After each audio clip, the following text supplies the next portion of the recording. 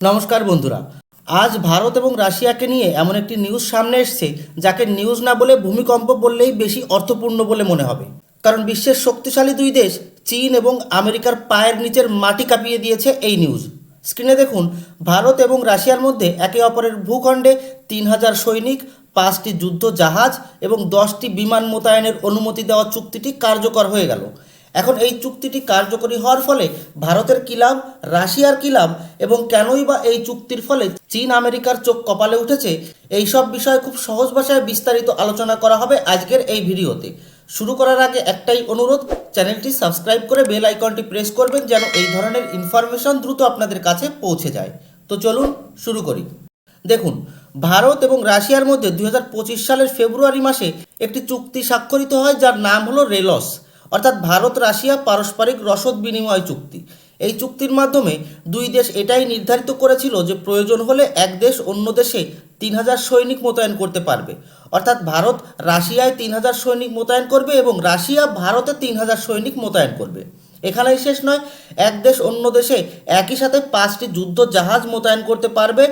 এরই সাথে সাথে এক দেশ অন্য দেশে অ্যাট এ টাইম 10টি এয়ারক্রাফট, তা সে ট্রান্সপোর্ট এয়ারক্রাফট হোক আর ফাইটার জেটই হোক, মোতায়েন করতে পারবে। তো এই রেলস চুক্তিটি এখন এসে অর্থাৎ ২০২৬ সালের ১২ই জানুয়ারি থেকে কার্যকরী হয়ে গেছে। এখন ভারত এবং রাশিয়া এক দেশ অন্য দেশে ৩,০০০ সৈনিক মোতায়েন করার জন্য সম্পূর্ণভাবেই তৈরি হয়ে গেছে। এখন প্রশ্ন হলো, এইসব সৈনিকরা কি করবে? ভারতীয় সৈনিকরা কি রাশিয়ার যুদ্ধ লড়বে?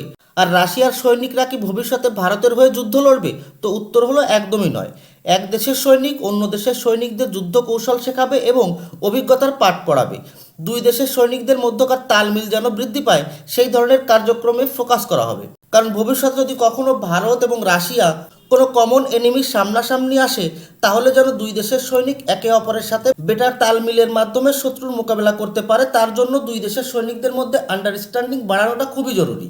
এখন আপনাদের মনে একটি প্রশ্ন আসতে পারে, তাহলে দুই দেশের মধ্যে তো সময় সময় যুদ্ধের মহড়া অনুষ্ঠিত হয়, আর এই যুদ্ধের মহড়া অনুষ্ঠিত হওয়ার কারণই হলো দুই দেশের সৈনিকদের মধ্যে তালমিল বাড়ানো।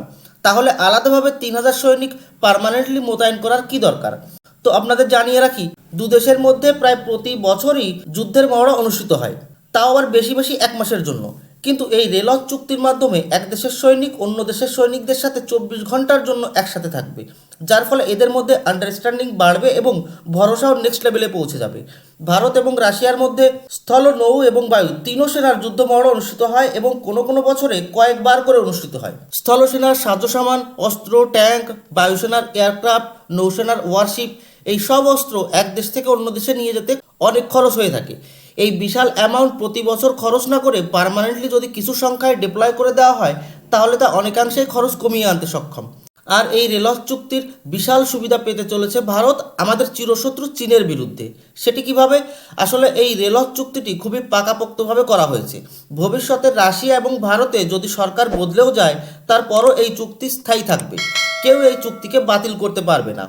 আগামীতে যখন চীনের সাথে ভারতের যুদ্ধ শুরু হবে বা চীনকে কাউন্টার করতে ভারতীয় নৌসেনার যুদ্ধ জাহাজ দক্ষিণ চীন সাগরে দাপিয়ে বেড়াবে, সে সময় যদি এই যুদ্ধ জাহাজে কোনো প্রকার যান্ত্রিক ত্রুটি দেখা দেয় বা জ্বালানি ঘাটতি পড়ে বা নৌসেনাদের রসদের ঘাটতি হয়, তাহলে সেই সব ঘাটতি পূরণ করার জন্য বা যুদ্ধ জাহাজের মেইনটেনেন্সের জন্য এসব যুদ্ধ জাহাজ রাশিয়ায় নোঙর করতে পারবে। রাশিয়া থেকে সব ধরনের সুযোগ সুবিধা নিতে পারবে। অর্থাৎ যে কোনো জরুরি সাপোর্টের জন্য ভারতীয় নৌসেনাকে লম্বা দূরত্ব পার হয়ে ভারতে ফিরে আসা লাগবে না।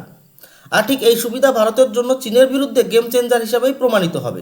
আসলে চীনের বেশিরভাগ জনবসতি চীনের পূর্ব প্রান্ত জুড়ে বসবাস করে, তাই ভারত চীন বর্ডার থেকে এই ঘনবসতিপূর্ণ ভূভাগকে টার্গেট করা ভারতীয় স্থল এবং বায়ুসেনার জন্য কিছুটা দুরূহ হয়ে পড়ে। কিন্তু ভারতীয় নৌসেনার জন্য এই ভূভাগকে টার্গেট করাটা তুলনামূলকভাবে অনেকটাই সহজ। আর ঠিক এই কারণেই রেলস চুক্তি চীনের বিপক্ষে ভারতকে আপার হ্যান্ড প্রদান করছে। এ তো গেল ভারতীয় নৌসেনার হিসাব নিকাশ। ভারতের ৩,০০০ সৈনিক চীনের আশেপাশের যে কোনো রাশিয়ান সামরিক ঘাঁটিতে মোতায়েন হতে পারবে, যার ফলে সেখান থেকে চীনের ওপর নজর রাখাটাও অনেকটাই সহজ হবে ভারতের জন্য। এখানেই শেষ নয়, আপনারা জানেন যে বিগত বেশ কয়েক বছর ধরে রাশিয়া অনেকটাই চীনের প্রভাবে চলছিল। আসলে চীনের কাছে রয়েছে অর্থের পাহাড়, যা রাশিয়ার কাছে নেই। রাশিয়া সবচেয়ে বেশি মালামাল চীনে এক্সপোর্ট করে অর্থ কামায়, তাই বাধ্য হয়েই রাশিয়াকে চীনের ইশারায় কিছুটা নাচা লাগে। একটা সময় তো এমনও মনে হচ্ছিল যে ভারত চীন যুদ্ধ হলে রাশিয়া হয়তো ভারতের সাপোর্টে আসবেই না, বরং চীনের সাপোর্টেও কথা বলতে পারে। কিন্তু এখন এই রেলহ চুক্তির মাধ্যমে ভারত রাশিয়ার সামরিক বন্ধন এক নতুন উচ্চতায় পৌঁছে গিয়েছে, যা চীনের চোখ রাঙানিতে সামান্য পরিমাণও দুর্বল হবে না। আর এমনিতেও রাশিয়া নিজেও ভালোভাবে জানে যে ভারতকে বিশ্বাস করা যায়, চীনকে নয়। আজ হোক আর কাল হোক চীন রাশিয়াকেও চেপে ধরার চেষ্টা অবশ্যই করবে। তাই তো রাশিয়া এবং ভারত ভবিষ্যতের কথা চিন্তা করেই নিজ নিজ স্বার্থে এই চুক্তি কার্যকরী করে নিয়েছে। যাই হোক, যুদ্ধের সময় নিজেকে বাঁচানোর সবচেয়ে ভালো উপায় হলো শত্রুর দুয়ারে গিয়ে যুদ্ধ লড়া। এতে করে যুদ্ধ যেই জিতুক না কেন, ক্ষয়ক্ষতি বেশি হয় যার দুয়ারে যুদ্ধ লড়া হয় তার। এই কারণে ভবিষ্যতের জন্য চীনের বিরুদ্ধে দক্ষিণ চীন সাগরে ভারতের জন্য যতটা জরুরি রাশিয়া, ঠিক ততটাই জরুরি রাশিয়ার জন্য ভারত, ভারত মহাসাগরে আমেরিকাকে কাউন্টার করার জন্য। আসলে ভারত মহাসাগরীয় অঞ্চলে আমেরিকাকে কাউন্টার করতে রাশিয়ার একমাত্র ভরসার পাত্র হলো ভারত। সব মিলিয়ে ভারত এবং রাশিয়া জোট বেঁধেছে মূলত চীন এবং আমেরিকাকে কাউন্টার করতে। আর ঠিক এই কারণেই রেলহ চুক্তি কার্যকরী হওয়ার সাথে সাথে চীন এবং আমেরিকার পেটে ব্যথা শুরু হয়ে গিয়েছে। চীন এবং আমেরিকা এখন বসে বসে হিসাব নিকাশ করছে যে ভারত রুশের এই সামরিক গঠবন্ধন তাদের জন্য কতটা বিপদ বয়ে আনতে চলেছে। বাংলায় একটি প্রবাদ আছে, চোরে চোরে মাস্তুতো ভাই।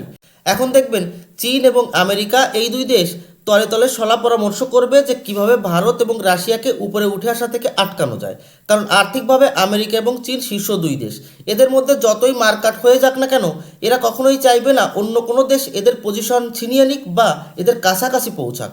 যাই হোক, ভারত এবং রাশিয়ার সামরিক গঠবন্ধন যে নতুন উচ্চতা পেয়ে গেল, তাতে এই জুটি বিশ্বের সমস্ত জিওপলিটিক্যাল সমীকরণ বদলে ফেলার সামর্থ্য রাখে। এখন আপনারাই বলুন, দু দেশের মধ্যকার বন্ধুত্ব নতুন উচ্চতায় নিয়ে যাওয়ার জন্য আমাদের প্রধানমন্ত্রী নরেন্দ্র মোদী এবং রাশিয়ার প্রেসিডেন্ট ভ্লাদিমির পুতিনকে ধন্যবাদ জানানো উচিত কিনা? কমেন্ট করে জানাবেন। ধন্যবাদ। জয় হিন্দ।